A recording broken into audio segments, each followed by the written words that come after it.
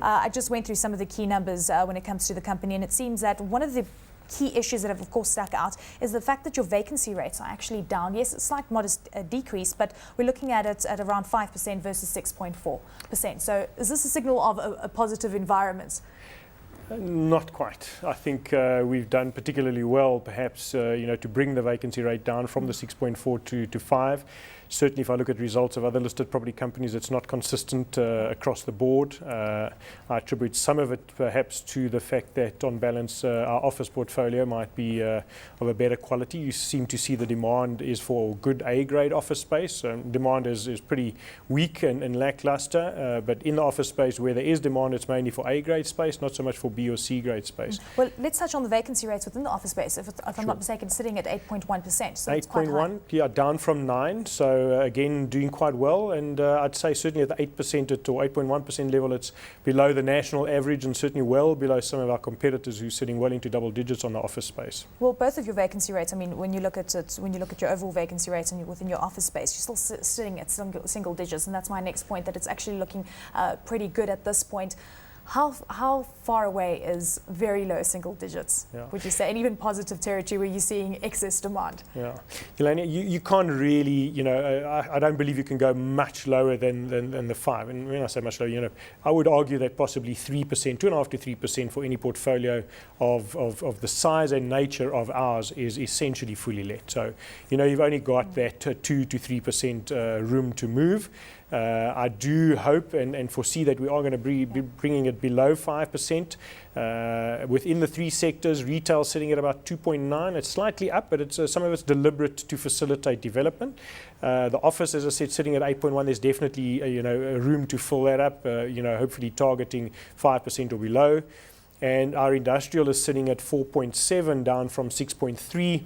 Now, again, you could probably go to slightly below 4 or something on industrial. Yeah. So there's definitely still scope to bring it down, but it's not massive. You're talking about within your retail vacancy rate, we saw a slight deterioration there. You alluded to it, but you said it's to facilitate further Correct. Development. Tell us a little bit more about this, and I'm sure you're alluding to the V&A waterfront in Cape Town as well. It's actually not related to the V&A waterfront, funny enough. It's actually related to our core portfolio other than the V&A.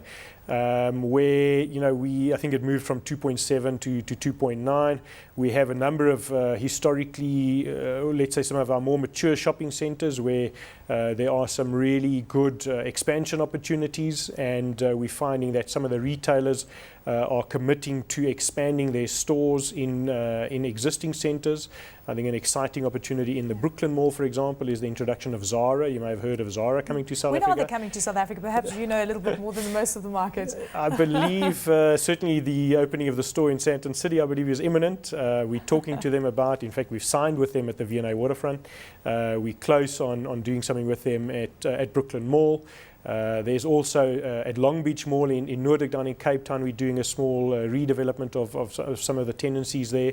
So that's pretty much driving the increase in the retail number. There's nothing, it's not as if we say, the retail environment is weak there. It's deliberate vacancies to facilitate development. Well, let's touch on the V&A waterfront. And I think this is where most investors want to hear a little bit more information about the future prospects in terms of capex spend and the likes of the vacancy rates that we're looking at right now. Are you feeling optimistic about the V&A? We are optimistic. I think it is arguably, one of the, if not the best real estate in the country, if not the African continent.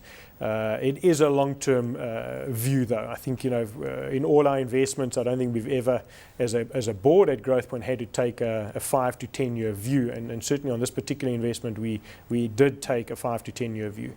Let's also touch on FNB and the likes of Old Mutual announcing office parks.